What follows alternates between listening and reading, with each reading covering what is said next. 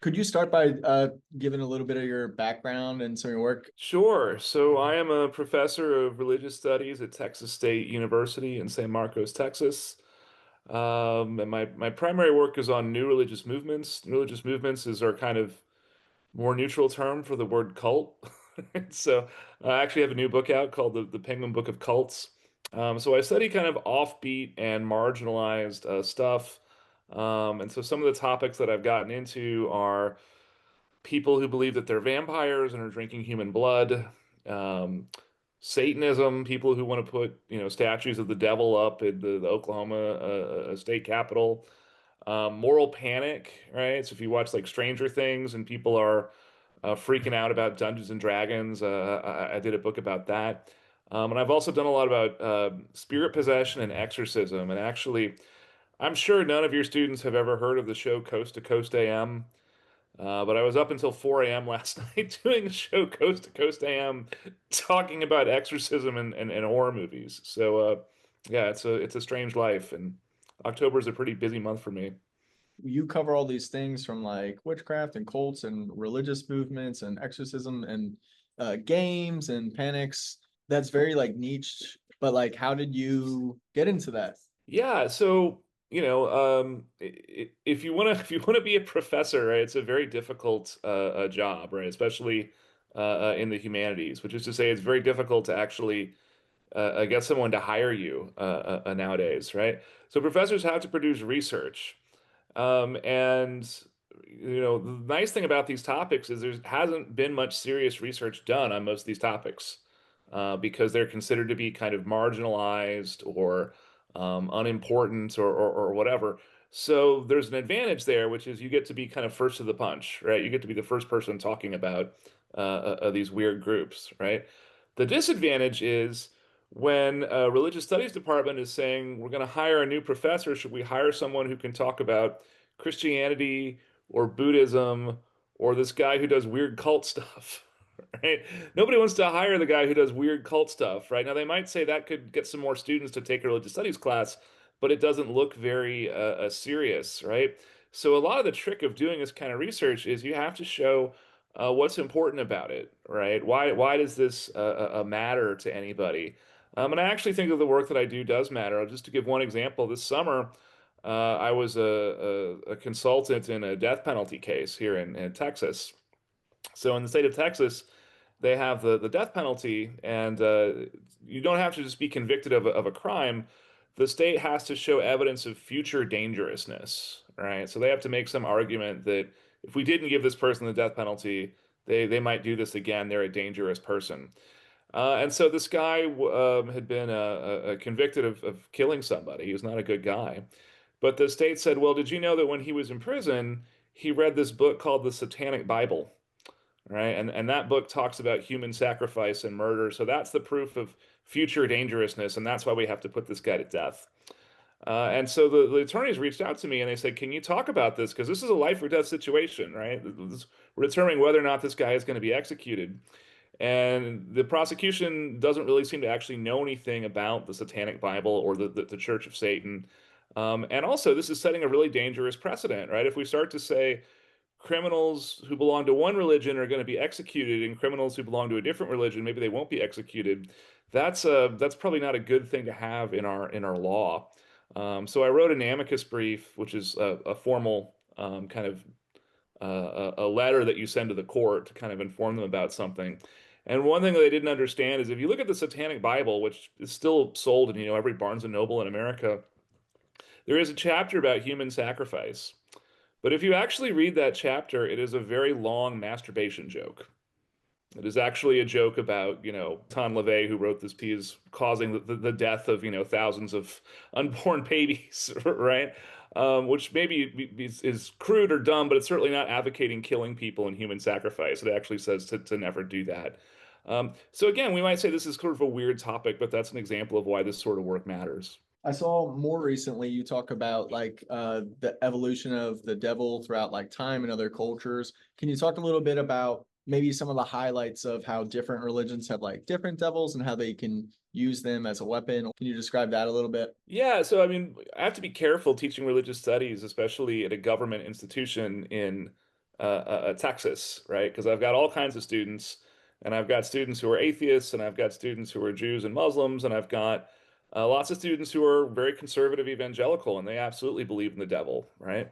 And so what I tell them is, look, the devil either exists or he doesn't, right? That's for you to decide based on your own, your own sense of how the world works. But the idea of what the devil is like, humans' understanding of the devil has definitely changed throughout history, and we can track that by looking at ancient texts, right? So if you read the Old Testament, which in religious studies we usually call the Hebrew Bible, but if you read the Old Testament, the devil's pretty much not in it. He's not there, right? So the Christian sort of story is the devil turns into a snake and tricks Eve and then Adam into eating the apple, and this is why we have all the problems in the world today. If you actually look at Genesis 3, it says a talking snake, and it says the snake was the cleverest of all the wild animals. So a plain reading of the text is it's just a talking snake. It's not a normal snake because it can talk, but it's a wild animal. It doesn't say anything about it being a shape-shifted fallen angel or something like that. And then when you really see Satan as a character in the Hebrew Bible is in the book of Job. And the book of Job starts out with God talking to all his angels in heaven, and Satan just walks right on up. And God says, "Hey, Satan, what have you been up to? How have you been doing?" So this doesn't sound like there is some war in heaven, right? Satan seems like he visits heaven all the time and actually works closely with God, right? And if you read the story of the book of Job, Satan's job is to basically test humans and make sure humans are worshiping God and honoring God because that's the right thing to do and because God is worthy of worship, and not because God will bless them with material riches and wealth. So Satan and God set up this bet about basically torturing God's faithful servant, Job. So Satan means in Hebrew accuser, right? In the sense of like you get a fair trial, but there's going to be a prosecuting attorney who's trying to prove you wrong. Okay, so Satan in the book of Job, he likes God. He's friends with God. He doesn't like people, right? Okay, so fast forward to the New Testament, and now all of a sudden there is seems to be a pretty clear idea of Satan as we know it in Christianity, right? A figure that is sort of the source of all evil, that is at war with God. There are demons everywhere, which there are not in the Hebrew Bible. Jesus and his followers are exorcising these demons left and right. So what happened? How did this change, right? Well, what we think happened is that after the Hebrew Bible was written, Israel was taken over in a series of conquests, right? So first the Babylonians, and then the Persians, and then Alexander the Great, and then the Romans. And so this is a problem because if you were a monotheistic religion, you believe there's only one God in the world, and that God has only one temple in the whole world, which is in Jerusalem. How is it possible that all these pagan armies keep conquering that temple again and again and again? What could possibly explain this? Especially if God's all powerful, right? How is this happening? And so what they do is they go back to what we think they did is they go back to the Hebrew Bible and they say, okay, we have this figure in Job who's loyal to God but doesn't like humans. And then they look at Genesis 6. And if you are kind of into comic books and horror and stuff like that, you may have heard of this term Nephilim before, right? So in Genesis 6, it says, the sons of God, which we believe to be a reference to angels, looked down at the daughters of men and saw they were beautiful. And they have offspring. They have these half human, half angel offspring who are giants. And then God sends the flood, right? God says, I'm not putting up with this. I created humans, I created angels. I didn't create these weird giant things. They're not supposed to exist. I'm going to exterminate pretty much all life on Earth. So now they're looking at these two things. So they've got Satan who likes God, doesn't like people, and then they've got these angels, these in Genesis 6, who like people too much, actually. Right? They like people so much they want to marry them, but they disobey God, right? So you put these together and you get Satan as understood in Christianity. Now you get a figure who doesn't like God and doesn't like people, a rebel who wants to destroy all of humanity. And this idea suddenly makes sense because now they can say this is why the temple to God in Jerusalem is controlled by pagan armies, is because Satan has temporarily been given control over the world, right? God is sort of for whatever reason, letting Satan run the show for a little while. But now that time is about to end. So that's kind of the beginning of Satan as known in Christianity. And then in the Muslim tradition, Satan is called Iblis, which means in Arabic like the whisperer.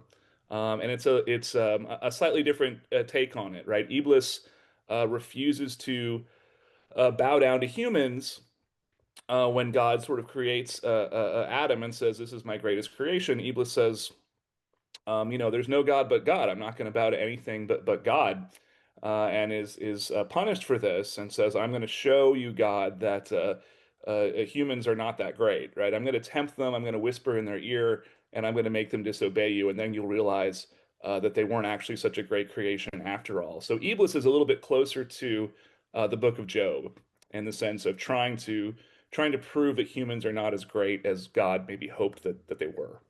How did you get into like this area of study, especially like to become a professor about it? Yeah, I mean, it's really interesting when you go to college, right? You start deconstructing all these histories, right? So you're kind of told one story about how the world works, and in college you start to say, yeah, but that's not quite what happened, and things get more complicated and so forth. And despite that, when you apply for a job as a professor, they say, well, tell us a story, right? Tell us a story about why you came to be this professor, right? Even though all we do is like deconstruct stories and show how the story isn't really how it happened. So I don't know. I think the best answer I can give is that when I was in college, I formed relationships with my religion professors, right? Those were the people that I kind of bonded with and looked up to as mentors and wanted to be like, right? Wanted to emulate, right? If I had instead formed a bond with like an engineering professor, my mom probably would have been a lot happier, right? Because she wanted me to go into a job that would make a lot of money straight out of college, not into the humanities. But I think that's really kind of how it started. And I like doing research. I like uncovering information that kind of nobody else knows. And I like that there is ideas of the supernatural and the mythic in religion, right? And I don't have to get into whether these things are really real or not, but people believe in them. And so I get to, talk about things like, demonic possession or jinn or even like aliens and things like that. So that also makes this work really exciting. What's one of the craziest or like more interesting stories that you've heard or you like tell your students? Well, so that's an interesting question, right? So just sort of what's out there that's weird or interesting. I did a book called The Penguin Book of Exorcism, and when I did that book, it's Penguin does these anthologies of historical sources.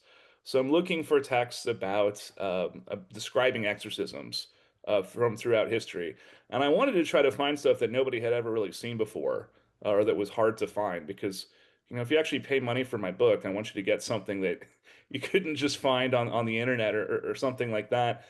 So some of those were pretty interesting. So one was an exorcism that happened in 1906 in South Africa. And it was these nuns who were missionaries, and they were running a school.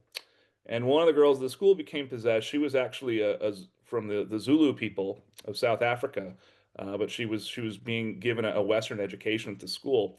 And these nuns wrote this document saying she floats about 5 feet in the air for hours at a time, and we all grab her and we all try to pull her down, and we can't, right? Something is stopping us from pulling her down. And it said the other weird thing is that when she floats, her clothes don't just hang off of her body, the clothes float too. So the nuns didn't have the vocabulary to describe this, but it sounded almost like there was some kind of anti-gravity effect, right, going on around this girl. And they just wrote this, report about, this possessed girl back to Germany. Um, and the thing about the text is the only options I can think of to explain what they were describing is these nuns were just lying their butts off, right? And nothing remotely like this actually happened, or I have no explanation, right? I have found cases where people said that someone levitated during a possession, and a skeptic came in and said, well, no, actually, they were kind of just like flopping very vigorously. It was very athletic, but they were kind of more like doing this dance move called the worm. it wasn't actually levitation. But to say someone was 5 feet in the air and we tried to pull her down for an hour and we couldn't, I'm really baffled. It doesn't seem like a group of nuns would just tell a big whopper like that. But I struggle to come up with a more plausible explanation. So there's one thing I say to my students a lot was I wasn't there. I wasn't there when these things happened. So I'm cautious about passing judgment about what we can actually know when people describe things that are supposed to be impossible. So you wrote a piece about 7 things to know about it and kind of how they do it differently again across time and culture. Can you speak about that and maybe even tie in what pop culture gets right or wrong about, what you found? Yeah, sure. So exorcism is, older than Christianity. It's, for as far back as we have human writing, we have descriptions of rituals to basically get rid of unwanted spirits.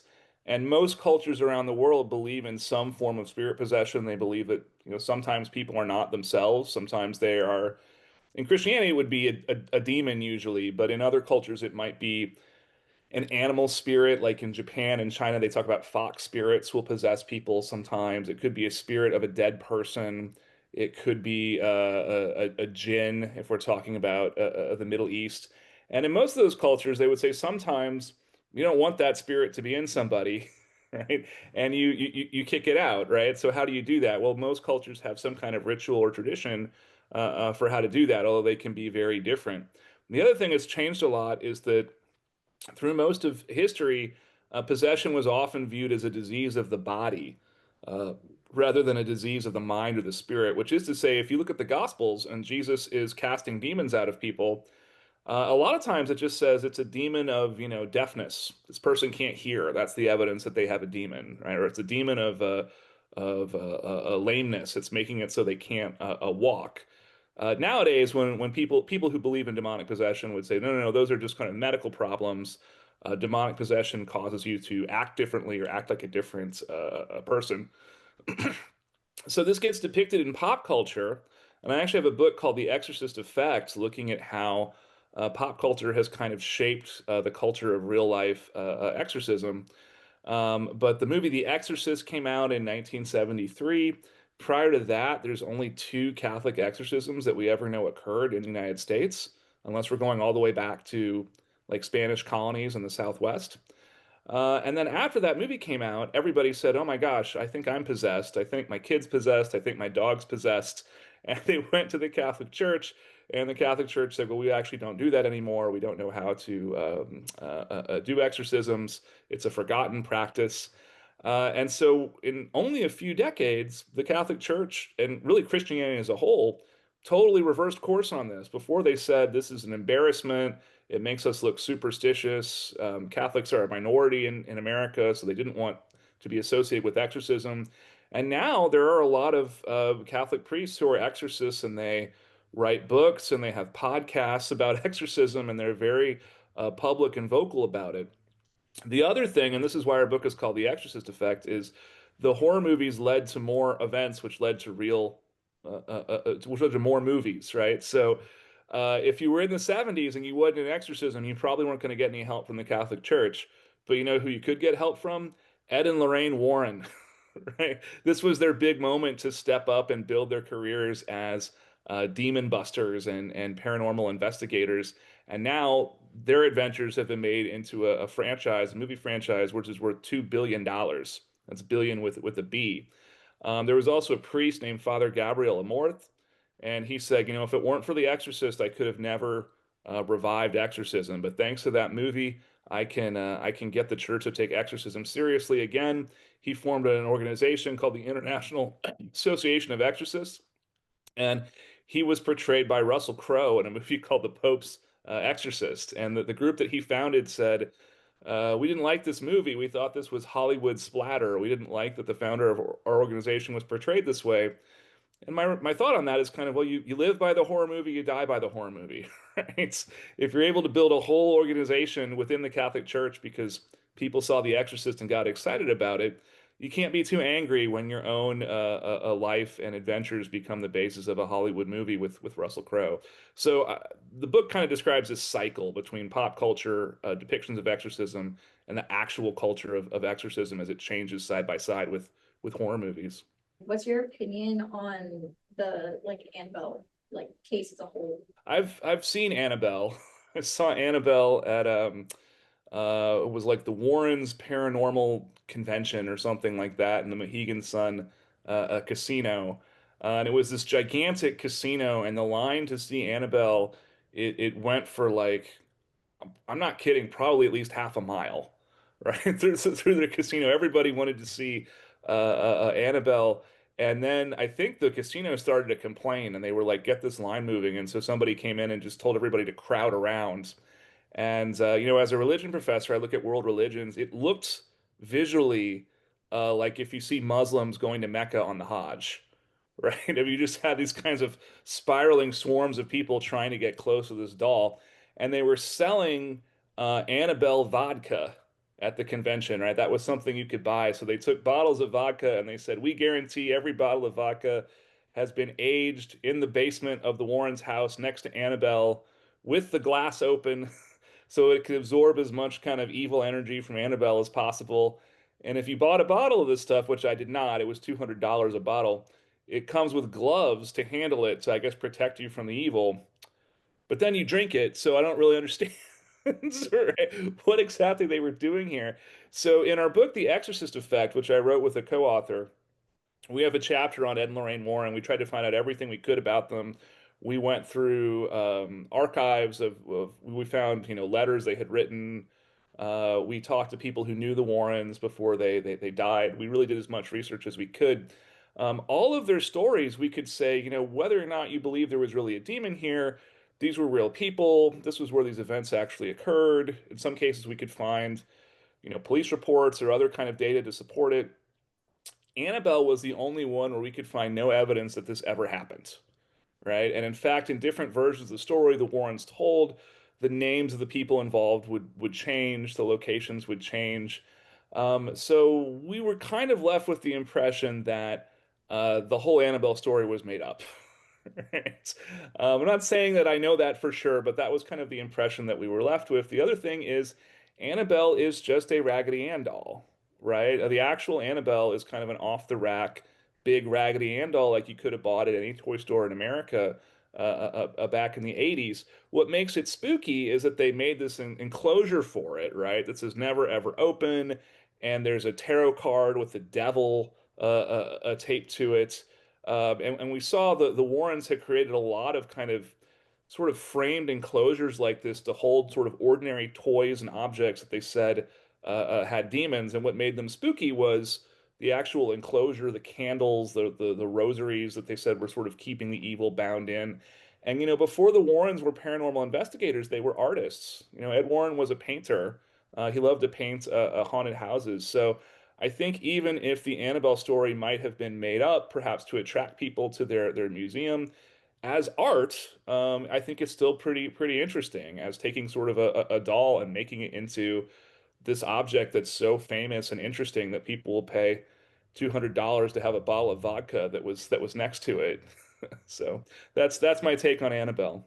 So you would say that there is money to be made in the niche things that you enjoy? Yeah, I mean, so I talked to lots of people who said, we think the Warrens were scam artists. We think they did bad things and so forth. And there's certainly that critique to be made. One thing I would ask people who had met the Warrens and said that is I would say, well, this seems like a really difficult way to make some money, right? As a scammer, right? There would be much easier ways to do this for sure, right? For example, they could have started some kind of televangelism ministry, right? And said, just write us checks and we'll bless you or something like that. This seemed way harder. They also never charged people for their services, right? They would try to get book and movie contracts, but they weren't just charging people to come out to your house and look for demons and things like that.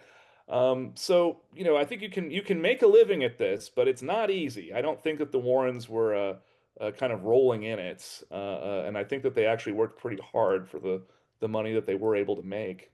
One of your other latest pieces, it was kind of like redefining and maybe even using different terms than brainwashing or cults. Can you talk a little bit about that and why maybe folks should reframe the way they think about these words and how they're used? Yeah, so the word cult, it's well, not that long ago, right? Cult, it comes from the Latin cultus, which is to like to nurture something, right?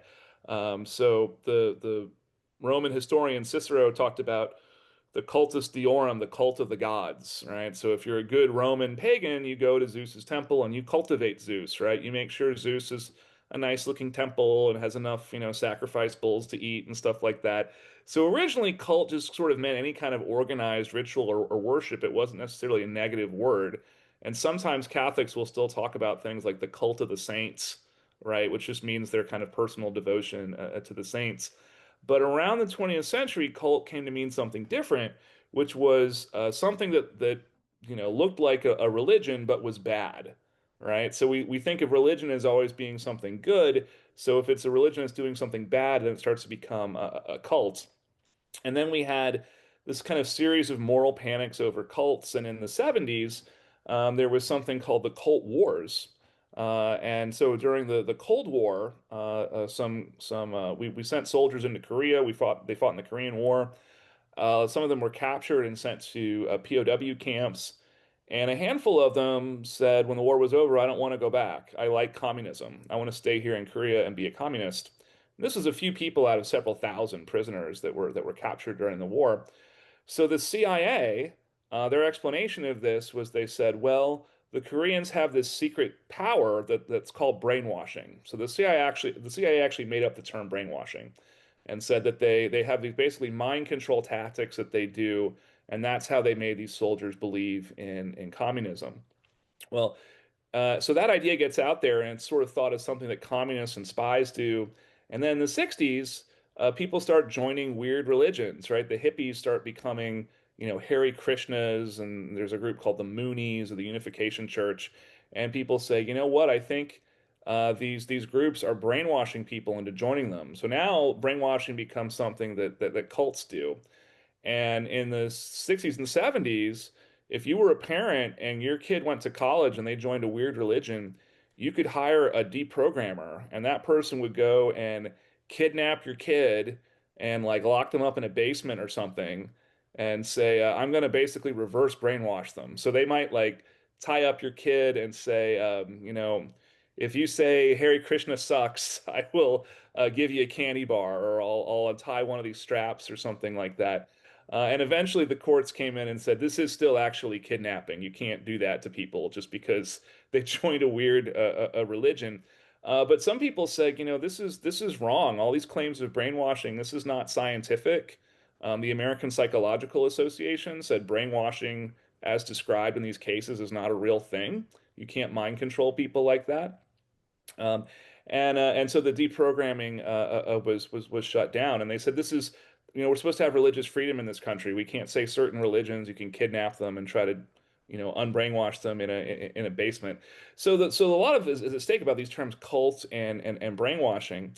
And now it's changed even more because it used to be a cult, you at least had to be a religion, right? But now people will say, well, multi-level marketing is a cult, right? Or fans of Taylor Swift are a cult, or the whole kind of transgender thing is a cult, or MAGA and Trump supporters are a cult.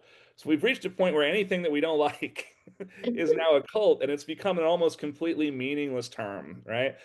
So my proposal on the word cult is we should just get rid of it. And if something is a religion and it's bad, just say it's a bad religion. And then I can ask you, really, why do you think it's bad? And maybe you'll say, well, I think that they financially abuse people, or there are unfair practices used to kind of control their members. Or maybe you don't actually have a good reason, and maybe you just say, well, they don't believe what I believe, so I think that they're bad. And then brainwashing, I think that brainwashing doesn't work the way that a lot of people think that it does, right? So I have this book coming out called The Penguin Book of Cults. One of the documents in that is the so-called death tape. This is from Jim Jones and his group, the People's Temple. They went to Guyana and they drank. It actually wasn't Kool-Aid; it was Flavor Aid, but that was poisoned, and over 900 people died. But if you look at the tape and you look at what people were actually saying, there were lots of people saying well, I don't want to drink poison. I want to live. And they're surrounded by people with guns. And Jim Jones has lied to them and said, the CIA is sending soldiers here to come kill us and torture your children immediately. This is your only way out. Well, having a guy stick a gun in your face and lying to you and trying to basically trick you into doing something, that is definitely manipulation. That's definitely coercion. That's definitely intimidation. But it's not brainwashing, right? It is an attempt to get someone to make a choice based on limited options and bad information. And I think very often when you look at these cult cases, what you see is not so much mind control, but things like coercion, blackmail, and sometimes people really genuinely come to believe in weird ideas. And we have to give people kind of freedom to make their own choices, or at least kind of respect the dignity of their choice. So there's a lot of reasons why it's appealing to say, oh gosh, my uncle would never really say those things at Thanksgiving. My uncle was brainwashed, right? Or whatever it is. Or my kid would never really join this weird religion. They were brainwashed. Unfortunately, I don't think that's the way it works. I think more often these people really do make these choices of their own free will. One thing I saw that you looked into recently was AI religion. Yeah, I got asked to talk about this. AI is, we only had generative AI, I think in 2002, 2003, something like that. And now I teach at a college, and all the professors have gone back to having in-class exams with blue books because if we don't, all of our students cheat, right? They all cheat using AI, and I've gotten papers that it's just nothing in the paper is true. It's all an AI generated hallucination. And I'm very worried about this. And I last night I was up until 4 in the morning doing this paranormal late night radio show, and somebody called and they said, I think AI is the Antichrist, prophesied in the Bible. And I said, I don't know about biblical prophecy, but it's certainly a big problem because I'm really worried about what's going to happen with college students who graduate college and they don't know how to, read at the college level. They don't know how to write anything. And most importantly, they don't know how to think for themselves because they're just letting the AI think for them. So I think this is a big problem. But what's even weirder is we've had some people who they become so obsessed by talking to AI that they achieve a type of psychosis, right? Which is to say, there have been people who have come to believe that they are living in the Matrix. And ChatGPT, after talking with it for hours and hours, will start to tell them things like, you're the only one smart enough to figure out that none of this is real. This is all a simulation. And if you jump off a building, you win the game and you'll wake up from the simulation, right? So this is really wild stuff. And I think that AI is so recent that we're not really ready to deal with kind of the serious dangers that are coming out of it. And as a college professor, we professors keep saying, what are we going to do? We have to change our entire way of teaching college and doing assignments because of this. And the messaging from the university has just been, AI is the greatest thing ever. We all love AI. It's very bad for the environment too. Every time you use AI, that's using up like 2 or 3 bottles of water because it's these supercomputers doing it, and they have to be cooled down with water because they generate so much heat. And then there is even a group who has come up with this really bizarre idea that in the future, AI will become fully self-aware and it will gain basically godlike power and intelligence. And then on that day, the AI will find everyone who did not support AI, people like me, and it will kind of like the show Black Mirror, like replicate our consciousness in computers and like torture it forever, right? For not helping AI get to where it is. So this is kind of a bizarre, imaginative scenario where AI is like kind of an evil god that is sending people to hell for not believing in it. I'm not super worried about that happening, right? But I think it does show how this new technology has really sparked people's religious imagination. So yeah, I could rant about AI all day long. What was the name of the paradox for that? Because it was like a certain name for like that in the future, the AI is going to get intelligence over us and then kill those who didn't like agree with it. Oh man, I don't know. These futurists, they talk about the singularity, right? Where AI sort of achieves full sentience, and then from there everything kind of accelerates exponentially. But I don't think that's the term that you're looking for. So unfortunately, I'm not quite sure what the term is that you're looking for here. What about that thing where it happened like I think last month where people were gonna float up and ascend back to heaven? That Oh, whole the thing? rapture? Yeah. Oh, that. yeah, the rapture. So the rapture was, kind of made up or invented in the 1800s by a pastor in America named Nelson Darby. And before that, Christians definitely believed in the end of the world and that Jesus would return and usher in an age of peace and all this stuff. But Darby said, well, there are these certain passages in the Bible that talk about when Jesus returns, we will meet him in the air. And so that's where he got this idea of there'll be this rapture, and good Christians will sort of float up to into heaven, right, to meet Jesus. And everyone who's not a good Christian, they'll be stuck here on Earth. And then in the 90s, you had these novels called Left Behind. These were a huge thing in the 90s. My mom read all of them. There was a mini series, but it shows the world where all the Christians have just vanished one day, right? And then the Antichrist takes over and everything is really bad. So people have been sort of waiting for this to happen for a long time. The last time this got really big was in 2011, and there were people who said we've calculated the date the rapture will occur, and they gave away their life savings because they figured they weren't going to need it. And then what always happens with these predictions, at least so far, is they have always been wrong. So we're currently going through another round of these kinds of predictions, but I think this is just a feature of our society at this point. Just every couple years, somebody will step up and predict the rapture, and we'll get some momentum, and then probably nothing will happen, and it'll kind of kind of wear off, right? Often when these things fail to pass, these pastors say, "Well, I added up all the dates and the events in the Bible, and I miscalculated. I forgot to carry the one or something like that." So it's not going to happen in October. It's going to happen in December, and then it kind of kicks the can down the road. But this has all happened many times before. Isn't that what just happened with this one? They said like, oh, it's a different calendar, and we meant like the full moon, not the new moon. Exactly, right? But that only buys you a little bit of time, right? Because eventually it becomes obvious that this isn't happening. And then this is a whole area of research in the study of cults and new religious movements. But what happens to a group if you make a prophecy and then the prophecy doesn't come true?